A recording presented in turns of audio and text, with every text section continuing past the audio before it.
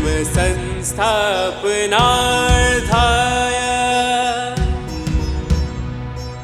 संभवामि युगे युगे संभवामि युगे युगे संभवामि युगे युगे.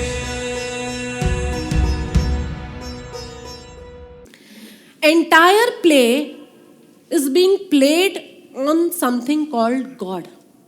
ये पूरी जो लीला है वो ईश्वरीय सत्ता में ही चल रही है, ईश्वरीय सत्ता ही है.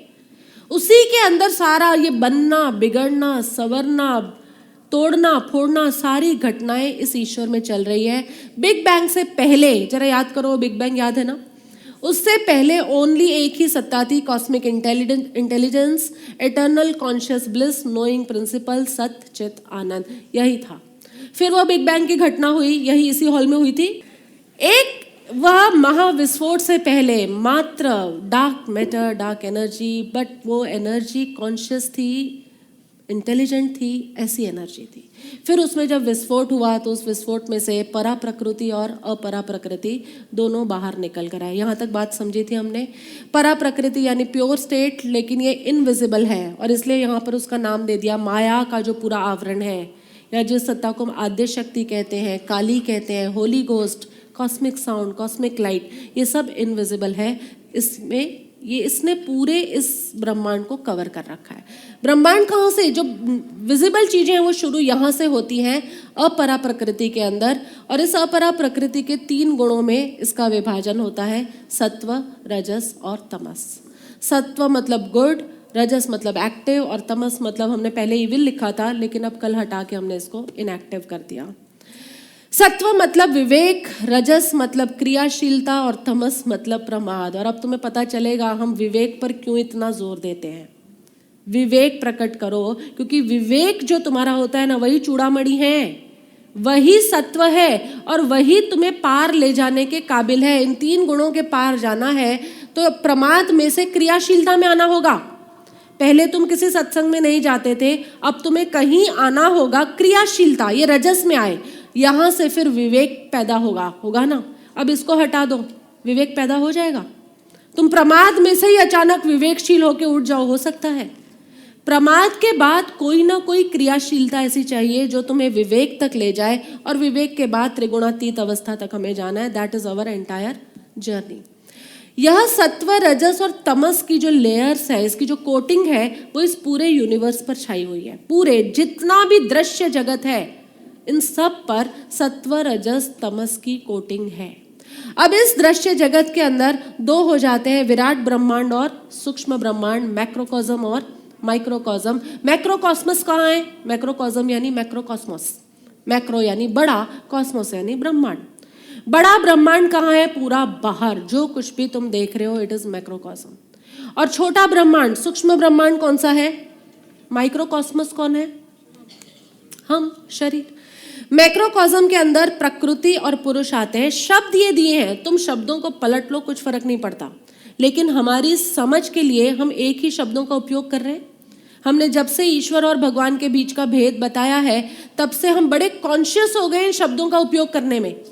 कहीं हम गलती से भी वो ईश्वर के बदले भगवान बोल देते हैं तो हम इमीडिएटली अपने स्टेटमेंट को रिट्रीव करते हैं, Ishwar now we use for this thing, और भगवान हम इसके लिए यूज करते हैं. तो यहाँ पर भी प्रकृति जिसे कहा है, यानी उसके अंदर संपूर्ण जगत, सूर्य, चंद्र, तारे, सागर, रण, बादल आदि सब कुछ आ गया. जितना कुछ भी विराट चीजें जो तुम्हारे इस इंटेलेक्ट में सेट ही नहीं होती ना, कि ये सब कुछ ऐसा कैसे बना हुआ है, ये सारा का सारा इस खेल के अंदर सत्व, रजस, तमस के गुण में, मैक्रोकॉस्म में प्रकृति रूप से जाना जाता है.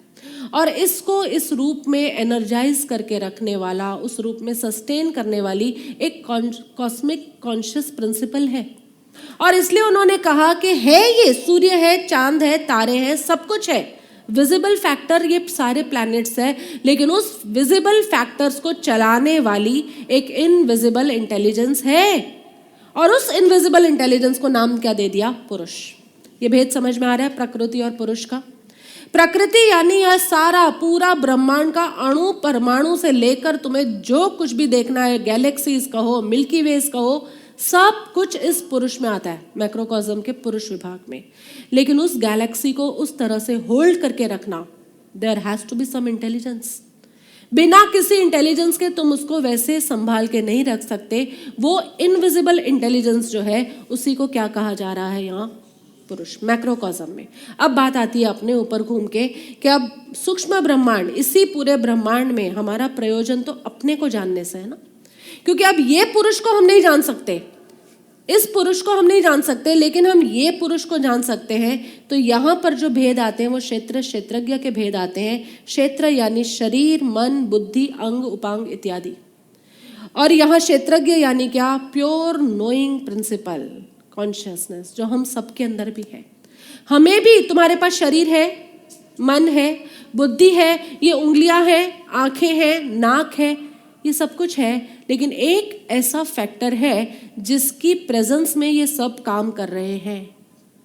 वो फैक्टर यहां से निकल के चला जाए अभी, वो कॉन्शियस प्रिंसिपल, वो इंटेलिजेंट फैकल्टी यहां से निकल कर अभी गायब हो जाए, इसी को तो मृत्यु कहते हैं।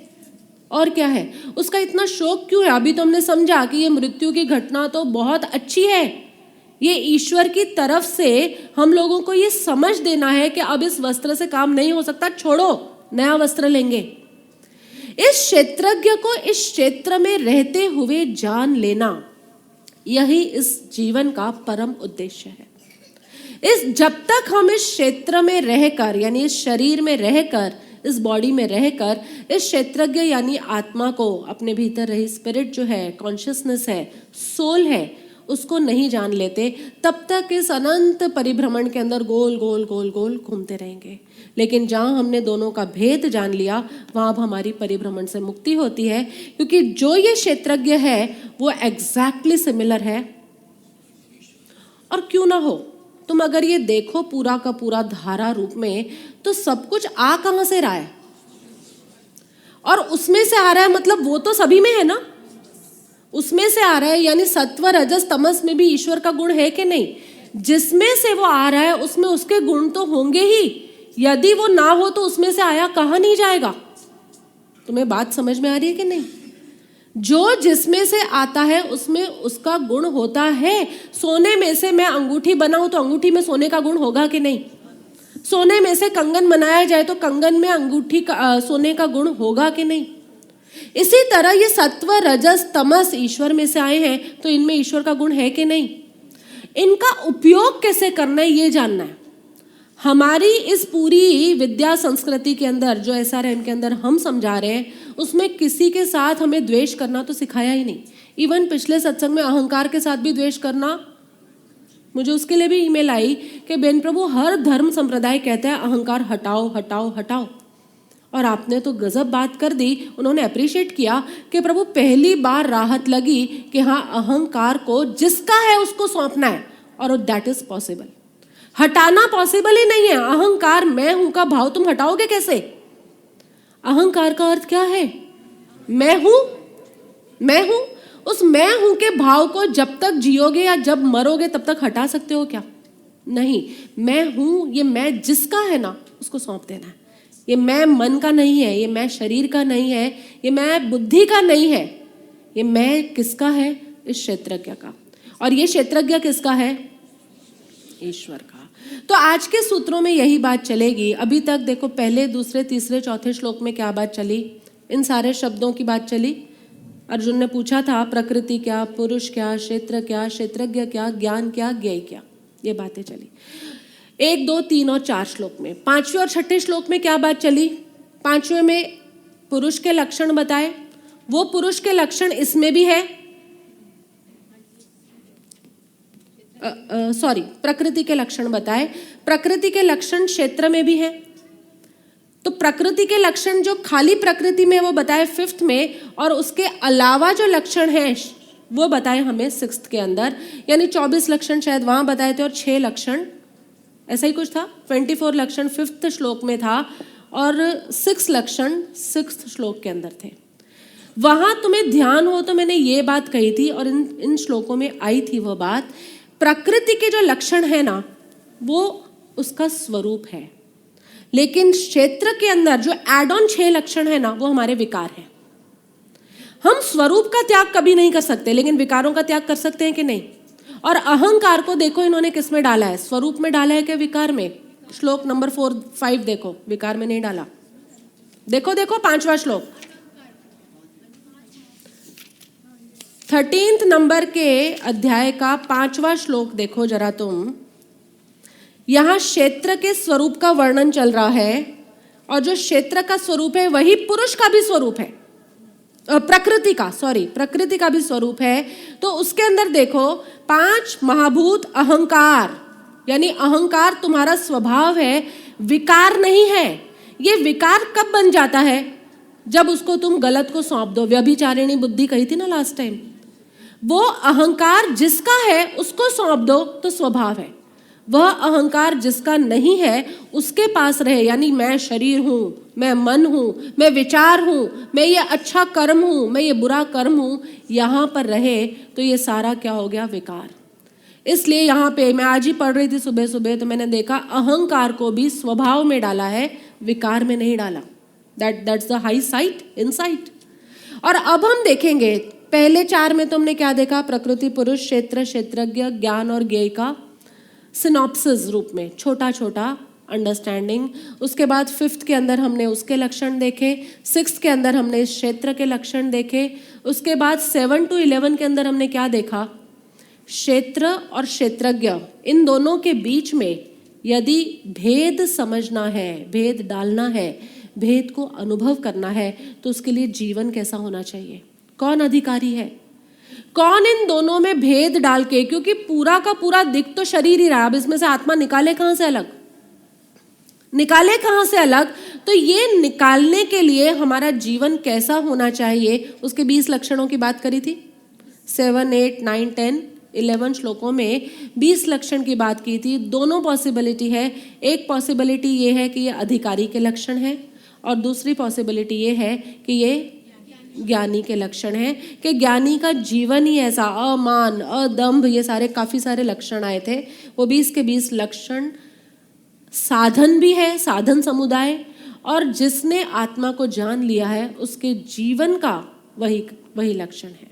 अभी तक हमारी ये बात चली। अब भगवान कृष्ण अर्जुन से कहते हैं, अब मैं तुझे क्षेत्रज्ञ का स्वरूप समझाऊंगा। इसलिए मुझे पूरा चार्ट समझाना पड़ा, because lot of new words. बार बार जब तक तुमसे नहीं कहूंगी तब तक तुम्हें समझ नहीं आएगा कि हम कर क्या रहे हैं इसमें। क्योंकि अभी आज के श्लोकों के अंदर क्षेत्रज्ञ आएगा, फिर वापस प्रकृति, पुरुष और क्षेत्र, इन तीनों की बातें शुरू होंगी। So let me be very clear, I am clear, let me make you very clear कि अब आज के श्लोकों के अंदर हम क्षेत्रज्ञ का स्वरूप क्या है ये समझने जा रहे हैं। और मजे की बात यह है, इस क्षेत्रज्ञ के स्वरूप को समझाने के अंदर भगवान श्री कृष्ण केवल ईश्वर के स्वरूप का ही वर्णन कर रहे हैं। यानी तुम्हारा जो क्षेत्रज्ञ है, it is nothing less than Ishwar and nothing more than Ishwar. तुम ईश्वर ही हो। बड़े मजेदार सूत्र हैं, क्योंकि ईश्वर को वैसे तो समझाया ही नहीं जा सकता, लेकिन ईश्वर को समझाने के लिए कैसे कैसे प्रतीकों को हम लेते हैं। बड़े इंटरेस्टिंग प्रतीक आएंगे, कभी ये यहाँ से बात करी जाएगी, कभी वहां से। अरे जो निर्गुण निराकार है उसे समझाने के लिए क्या क्या करवाएंगे अभी हमसे, ये देखना आज के इन सत्संगों के अंदर। 4 शब्दों या कहो तो 4 चौकड़ी से तुम्हें परिचित कराना चाहती हूं, और जरा तुम प्रश्न मैं रखूंगी और जवाब तुम दोगे। मंजूर है कि नहीं? तुम कहोगे हमें आदत है प्रश्न भी आप रखो और जवाब भी आप दो, लेकिन अभी मैं तुमसे प्रश्न करूंगी, थोड़ा अपना दिमाग लगा के, इधर उधर का सुन के नहीं, क्योंकि इधर उधर वाले किसी को भी आंसर नहीं पता। इसलिए तुम इधर उधर का सुन के बताने जाओगे ना तो गड़बड़ में ही जाओगे, because nobody has the right answer, nobody has actually the understanding के इसके लिए हम किसको यूज कर सकते हैं। तो केवल अपना इंटेलेक्ट, जो आज तक आपने मुझसे समझा है इन 4 शब्दों के बारे में, उसको यूज करके और इस चार्ट को रेफर करके, इसलिए मैंने ये चार्ट तुम सबके हाथ में पकड़ा है, इस चार्ट को रेफर करके इन 4 शब्दों के बारे में मुझे बताना। सगुण, साकार, सगुण, निराकार, निर्गुण, निराकार, निर्गुण, साकार। ये चौकड़ी है हमारी, ये 4 कॉम्बिनेशंस हैं, 4 प्रोबेबिलिटीज हैं।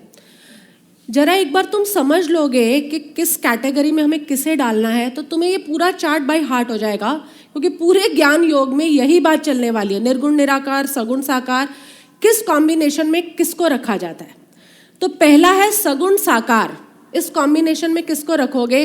To give you the clue, सगुण मतलब जिसमें सत्व, रजस और तमस तीनों गुण है, और साकार मतलब जो आंखों से प्रत्यक्ष हमें नजर भी आता है। Now I think I have made it easy. अब बताओ सगुण और साकार में इस चार्ट में से हम किस किस को रखेंगे? प्रकृति को रखेंगे और क्षेत्र, ये दोनों इस कैटेगरी में आएंगे। Got it? सगुण निराकार जिसमें गुण भी है तीनों और निराकार भी है। पुरुष आएगा और क्षेत्रज्ञ। Got it? मतलब तुम्हें बातें समझ में आ रही है। निर्गुण निराकार कौन है इसमें? 2 भी ले सकते हो, 3 भी ले सकते हो, वॉट एवर यू लाइक। मैंने ऐसा तो नहीं कहा एक ही आंसर होगा, सब में कॉम्बिनेशंस भी हो सकते हैं। सोचो निर्गुण निराकार में हम किस किस को डाल सकते हैं। एक तो ईश्वर तो दिख ही रहा है, वो तीनों गुणों। देखो निर्गुण का मतलब, again okay let me make it clear, निर्गुण का मतलब ये नहीं होता कि उसमें गुण नहीं है। निर्गुण का मतलब ये होता है वो गुण से न्यारा है, न्यारा, गुण के बाद है वो। गुण के बाद कौन है? अब देखो यहां से, अब तुम्हें और क्लू मिल गया। ईश्वर तो है ही है, उसमें भी गुण नहीं है।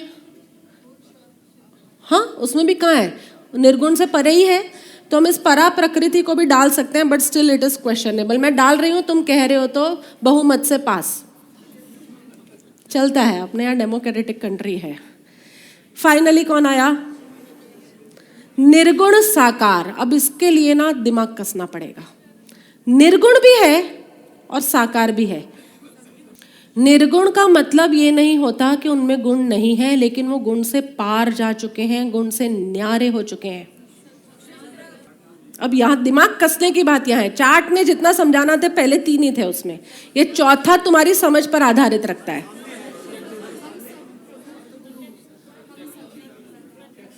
हम सभी कैसे हो सकते हैं? दिव्या रानी कह रही है हम सारे ही निर्गुण और साकार हैं। तुम्हारे सबके आंसर्स राइट हो सकते हैं, लेकिन कौन किस एंगल से बोल रहा है ना, ये सोचना होगा। यहां पर अनेकांतवाद हमें काम आता है। पूरी सापेक्ष दृष्टि, द थ्योरी ऑफ रिलेटिविटी हमें यहां पर काम आती है। दिव्या कह रही है हम सारे ही हैं। From one angle I can accept this. कोई कुछ कह रहा है, कोई कुछ कह रहा है, हर कोई अलग अलग बात कर रहा है, लेकिन आई थिंक एक बात पर हम सब मानेंगे कि जो निर्गुण यानी गुणों से पार है, गुणातीत, गुणों से पार हो चुके हैं, लेकिन साकार भी है, ये ओनली एंड ओनली सद्गुरु ही हो सकते हैं, और कोई नहीं हो सकता ऑब्वियसली।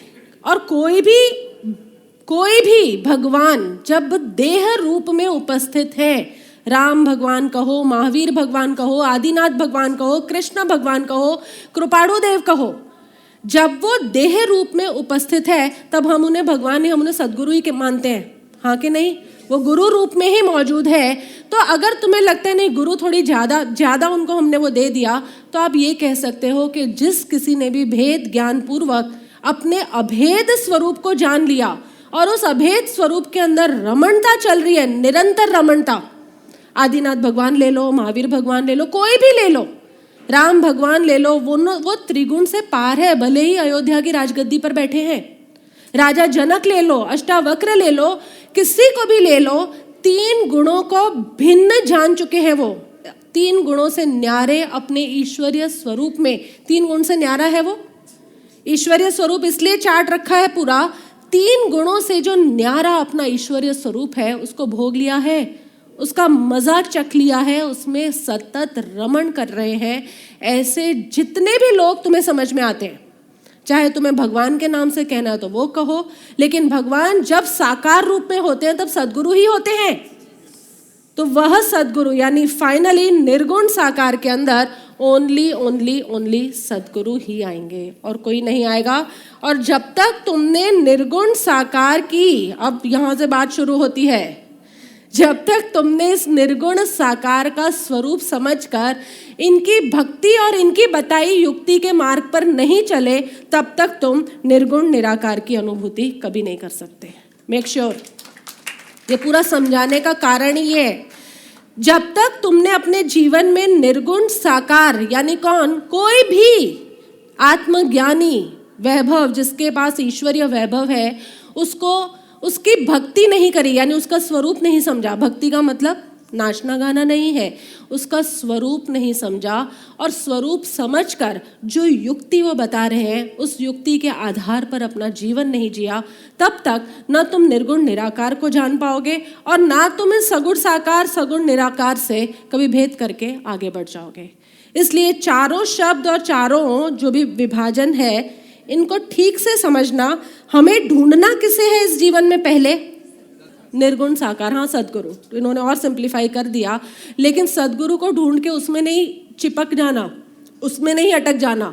उस निर्गुण साकार के माध्यम से हमें पहुंचना कहाँ तक है। और इसीलिए मैंने कहा, देखो मैंने रखा भी इसलिए, निर्गुण साकार के सबसे निकट है निर्गुण निराकार। तुम निर्गुण साकार को पहचान जाओ ना तो वो तुम्हें निर्गुण निराकार में ले जाएंगे।